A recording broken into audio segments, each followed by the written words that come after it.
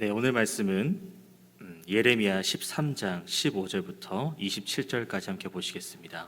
예레미야 13장 15절부터 마지막 절 말씀입니다. 다 찾으신 줄 알고 한 절씩 교독하겠습니다. 너희는 들을지어다, 귀를 기울일지어다, 교만하지 말지어다. 여호와께서 말씀하셨습니다.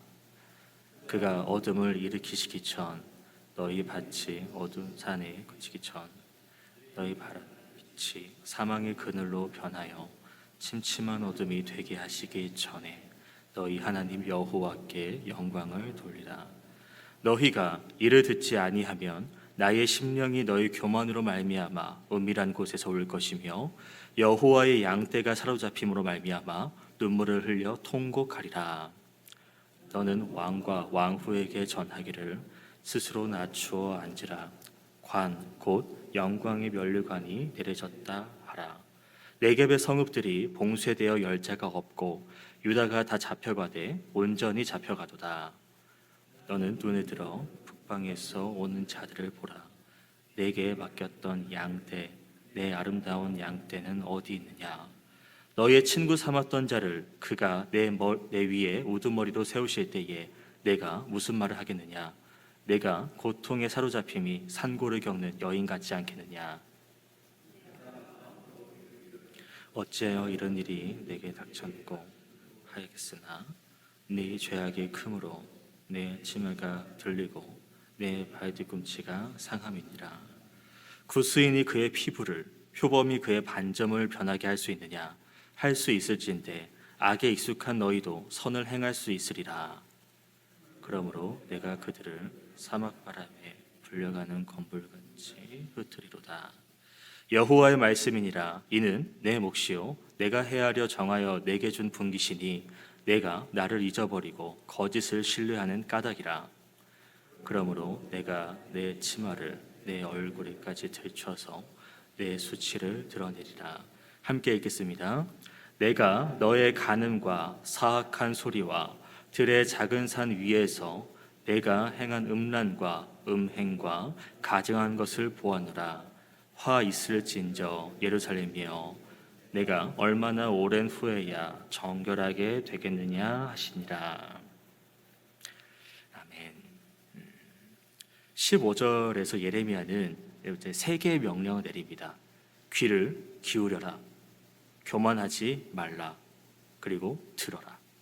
이는 여호와의 말씀이라고 이야기하면서 백성들에게 말씀을 통한 경고를 주고 있습니다. 그렇지 않으면 이제 17절에서도 얘기했듯이 이 여호와의 말씀을 듣지 않으면 여호와께서 너희의 그 교만, 듣지 않음으로 말미암아 이제 통곡할 때가 온다. 너희가 양떼가 되어 양떼로 이제 사로잡혀 간다라는 것을 이야기하고 있는데요. 그 와중에도 여전히 백성들에게는 기회가 주어집니다. 이미 이렇게 하라고, 듣고 귀를 기울이고 교만하지 말라, 여호와 말씀을 들으라고 계속해서 이야기를 해주고 있고요. 그리고 16절에 너희가 그렇게 하지 않으면 여호와께서 어둠을 일으키고 빛이 사망의 그늘로 바뀌면서 그런 어둠 가운데 처하기 전에 여호와께 영광을 돌리라. 이게 기회의 부분입니다. 영광을 돌리라는 말은요, 이제 자기의 죄를 자백하라는 명령입니다. 너희 교만을 벗어버리고 너희의 자만을 내려놓고 여호와의 말씀을 순종하라라는 얘기입니다. 그렇지 않으면 앞서 얘기했던 백성들의 그 앞날은 어둠, 심판밖에 남아있지 않는다라는 것이죠. 잠언 29장 23절에도 이런 말씀이 있습니다. 사람이 교만하면 낮아지게 되겠고 마음이 겸손하면 영예를 얻으리라.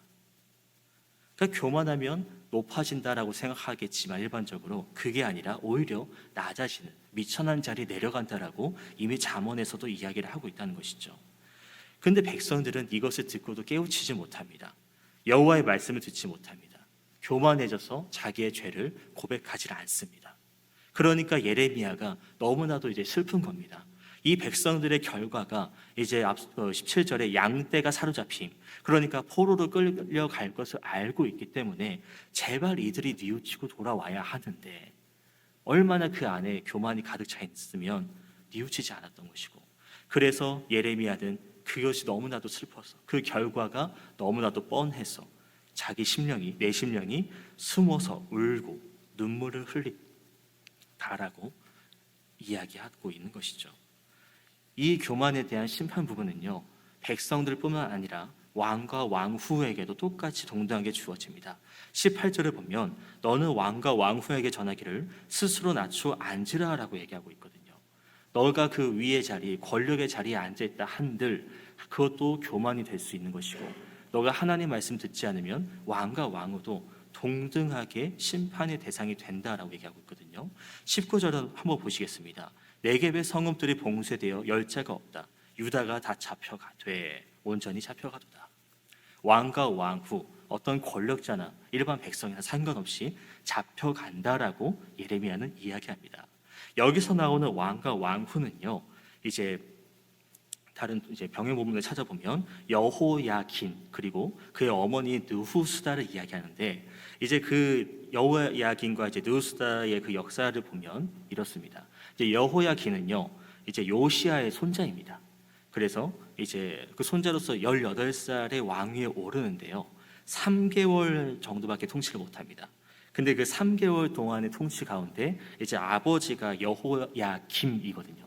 여호야김의 모든 행위를 물려받고 통치하는데, 이 여호야김도 여호와 보시기에 악을 행한 왕입니다. 그러니까 악을 행한 아버지의 모습을 그대로 본받아서 또 3개월 동안 악을 행했다는 것이고, 그래서 하나님께서 그 이제 이때가 주전 597년이라고 하는데요, 이때 느부갓네살 이제 바벨론 통해서 이제 잡혀가는, 포로로 끌려가게 된다는 것입니다.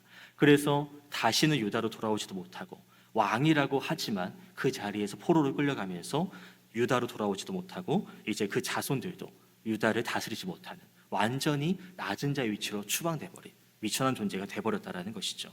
이런 결과를 맞이한 이유는 계속해서 이야기하는 것이 교만입니다. 교만했기 때문에, 하나님 말씀에 귀를 기울이지 않았기 때문에 위기가 다가와도 그 위기를 경고를 해주심에도 불구하고 듣지 못하고 보지 못합니다. 그러니까 내가 이렇게 초라해진 것은 스스로 불러온 그런 결과, 그런 재앙이라는 것이죠. 그래서 20절에 이제 이런 재앙들에 대해서 이야기를 하고요, 예레미야는 이제 남유다에서 북쪽으로 시선을 돌립니다. 눈을 들어 북방에서 오는 자들을 보라라고 이야기하죠. 그리고 내게 맡겼던 양떼, 이 양떼들은 유다 백성을 이야기하는데요, 이제 예루살렘이라는 그곳 장소가 이제 유다의 정치적으로나 종교적으로나 이제 중심적인 지역이지 않습니까?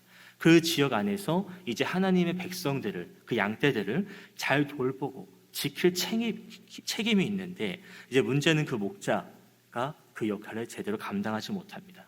그러니까 지도자가 흔들리니까 양들도 뿔뿔이 흩어지고, 이제 오히려 흩어짐을 통하여서 이제 위험에 노출된, 쉽게 죄에 무너질 수 있는 그런 상황이 되었다라는 것이고, 그래서 이제 주님께서 21절에 너가 친구 삼았던 자들, 너가 이제 너 위에 무두머리를 세울 때, 그러니까 그들을 오히려 주님께서 이제 그 예루살렘의 통치자, 그러니까 백성들을 다스리는 게 하나님이 세우신 왕이 되어야 되는데, 그 왕이 오히려 이방 민족들에게, 다른 강대국들에게 통치권 넘겨버린 격이라는 것이죠.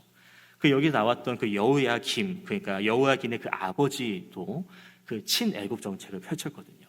그러니까 애굽 하나님을 의지하는 것이 아니라 애굽 다른 강대국을 의지했었고, 그러다가 이제 그 애굽과 친하니까 이제 바벨론이 그것을 또 이제 좋지 않게 봐서 침략해서 또 무너뜨리고, 그래서 여호야김은 이제 성 밖에 던져져서 비참하게 죽은 장면도 말씀에 나와 있는데요.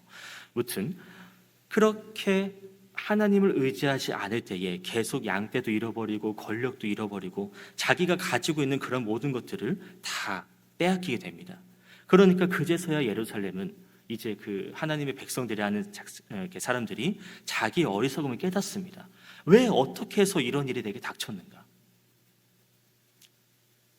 왜 이런 일이 내게 다가왔을까라고 물음표를 던지면서 뉘우치려고 하지만 이미 그 죄악이 너무나도 큽니다. 이미 심판은 임했습니다.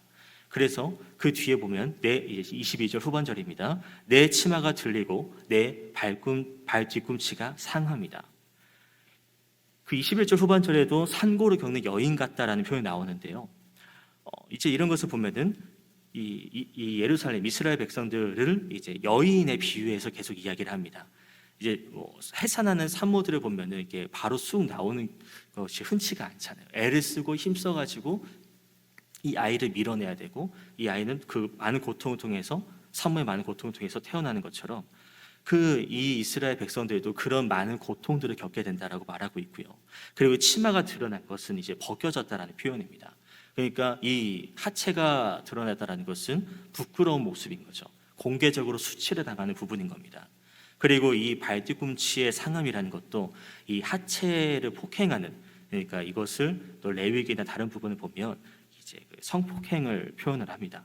그래서 이런 이야기들이 여인을 비유하면서 그런 고통과 이런 폭행들에 대해서 언급하는 것은 이제 은유적으로 그 백성들이 하나님의 심판에 노출되었다라는 것.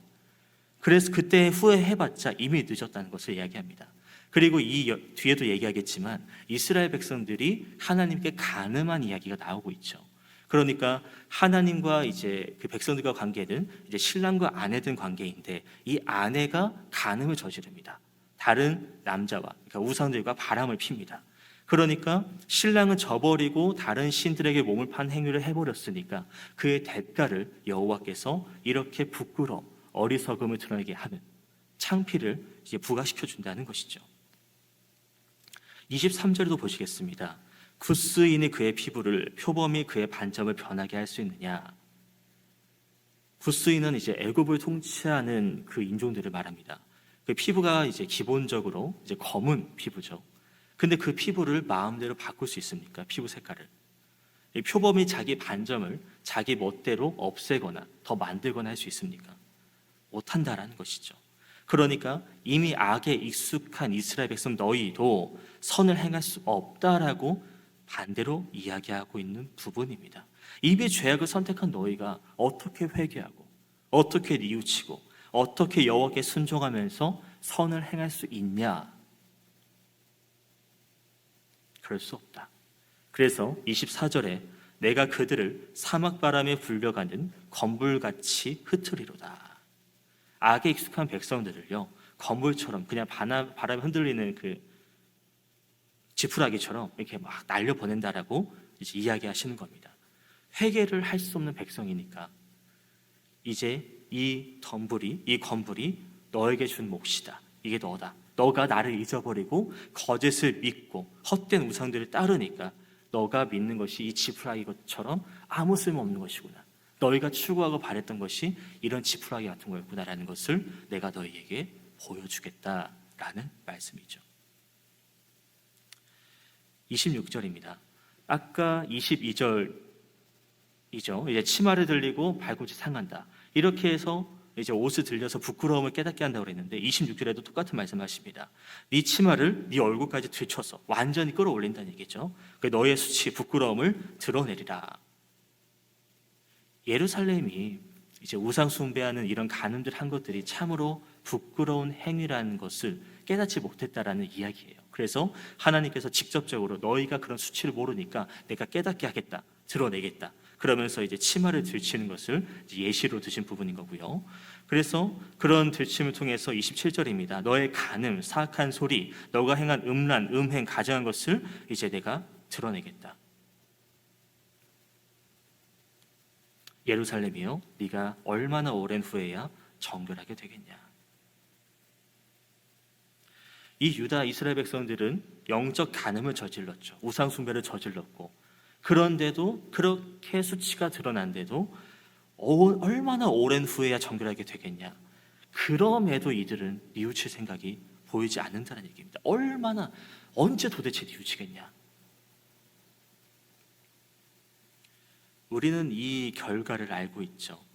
포로로 잡혀가는 이스라엘 백성들, 간음한 백성들에게 하나님께서 어떤 결과를 가져오시는지를 알고 있습니다. 백성들에게도 이미 하나님께서 말씀 주셨는데도 이 백성들의 문제는 뭐였습니까?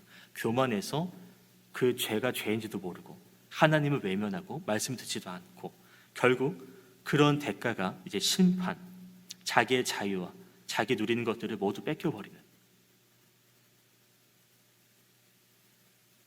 하나님이 선택하시는 이스라엘이 거룩한 백성이 머무는 장소가 아니게 되었다는 것이죠. 16절에도 하나님께 영광을 구하라, 하나님께 뉘우쳐라.